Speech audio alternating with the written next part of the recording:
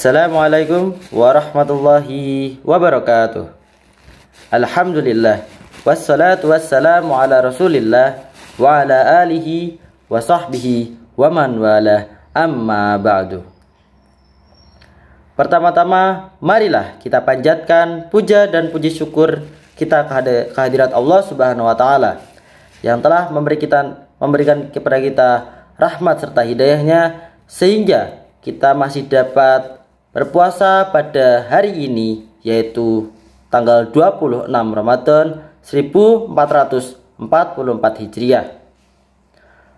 Tak lupa salawat serta salam selalu tercurahkan kepada baginda kita, Nabi besar, Nabi agung, Nabi Muhammad Sallallahu Alaihi Wasallam. Semoga kita mendapatkan syafaatnya kelak di yaumil qiyamah. Amin. Pada kesempatan kali ini, izinkan saya untuk menyampaikan kultum mengenai keistimewaan dari para penghafal Al-Quran. Al-Quran merupakan kitab suci umat Islam yang diturunkan kepada Nabi Muhammad Sallallahu Alaihi Wasallam melalui malaikat Jibril. Salah satu tujuannya untuk menjadi pegangan dan dasar petunjuk kehidupan bagi umat Muslim. Membaca, mendengarkan, mempelajari, dan mengamalkan Al-Quran tentu akan mendapatkan kemuliaan tersendiri dari Allah Subhanahu wa taala. Apalagi bisa menghafal Al-Quran. Kiai Haji Ahsin Sakho Muhammad dalam bukunya yaitu Menghafalkan Al-Quran mengungkapkan 12 keutamaan bagi penghafal Al-Quran. Berikut adalah keutamaan-keutamaan bagi para penghafal Al-Quran. Yang pertama, yaitu mendapatkan kedudukan yang tinggi dalam pandangan Allah Subhanahu wa taala. Hal ini dikarenakan seseorang yang menghafal Al-Quran sudah pasti mencintai kalamullah atau perkataan Allah.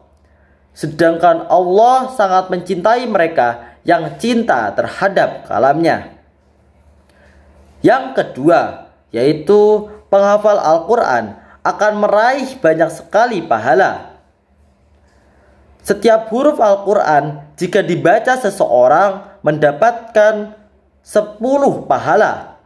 Sedangkan jumlah huruf Al-Quran sebagaimana disebutkan oleh Imam As-Sayuti bahwa jumlah huruf pada Al-Quran yaitu 671.323 huruf.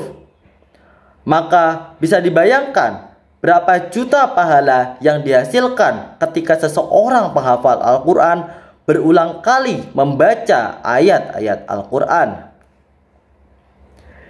Yang ketiga, penghafal Al-Quran yang menjunjung tinggi nilai Al-Quran dijuluki dengan Ahlullah, yang berarti keluarga Allah atau orang yang dekat dengan Allah. Hal ini juga sebagaimana yang dikatakan oleh Rasulullah Sallallahu Alaihi Wasallam. Dari sahabat Anas bin Malik radhiyallahu an, Nabi Muhammad Sallallahu Alaihi Wasallam bersabda, "Sesungguhnya bagi Allah ada orang yang terdekat dengannya." Kemudian sahabat bertanya, "Siapa mereka ya Rasul?" Nabi menjawab, "Mereka adalah Ahlul Quran. Mereka itulah keluarga Allah dan orang-orang yang terdekat dengannya." Yang keempat, Nabi Muhammad Sallallahu Alaihi Wasallam pernah menyegerakan penguburan sahabat yang meninggal dunia dalam perang Uhud, yang hafalannya lebih banyak daripada yang lainnya. Ini adalah penghargaan bagi mereka yang menghafalkan Al-Quran. Yang kelima, Nabi Muhammad SAW memerintahkan para sahabat agar yang menjadi imam sholat adalah mereka yang paling bagus membaca Al-Quran sekaligus juga menghafalnya. Menurut Kiai Haji Ahsin Sakho, Nabi Muhammad telah menghantarkan para penghafal Al-Quran dalam jabatan yang mulia, yaitu menjadi pemimpin saat sholat.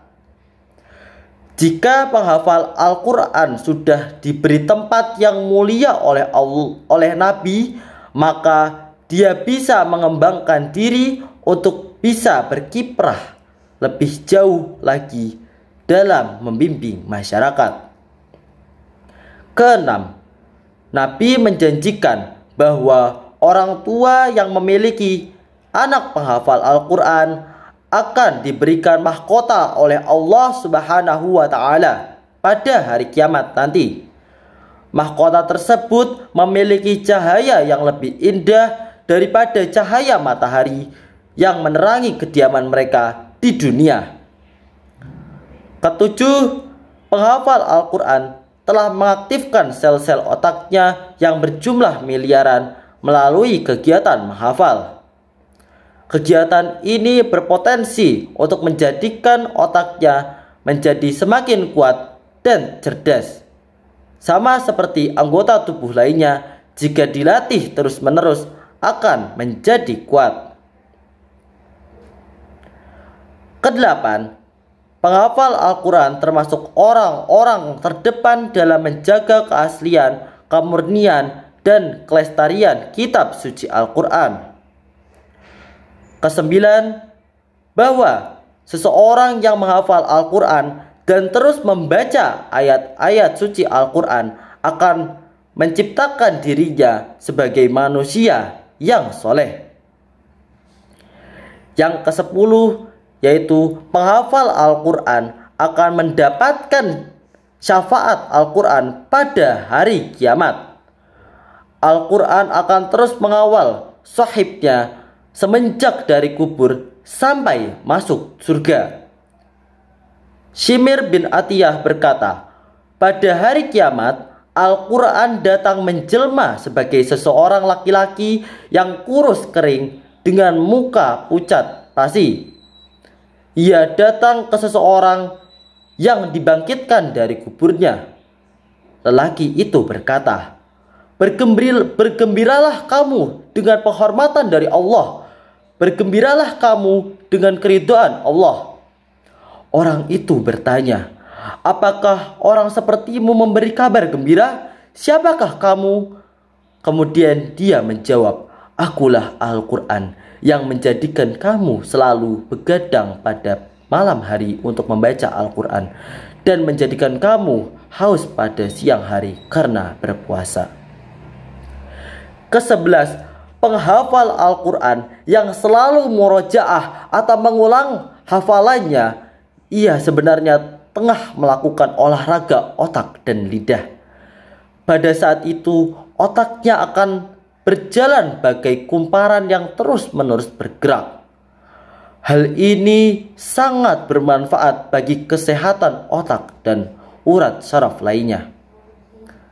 Kedua-belas, karena Al-Quran adalah kitab mubarak yang penuh berkah atau tempat menumpuknya kebaikan, Kiai Haji Ahsin Sakho mengatakan, informasi yang dihafal dalam otaknya adalah kalam Allah yang penuh dengan kesucian dan kemuliaan.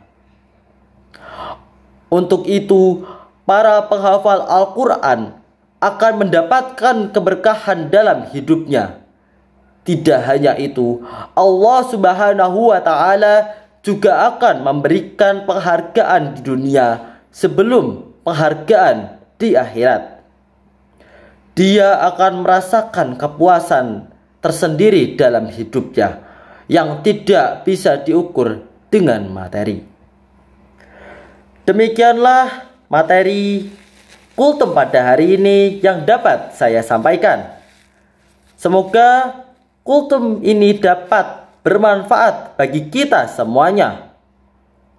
Yang terakhir, saya doakan semoga amal ibadah puasa yang kita lakukan selama ini semoga diterima oleh Allah Subhanahu wa Ta'ala dan kita mendapatkan pahala serta surganya dari Allah Subhanahu wa Ta'ala.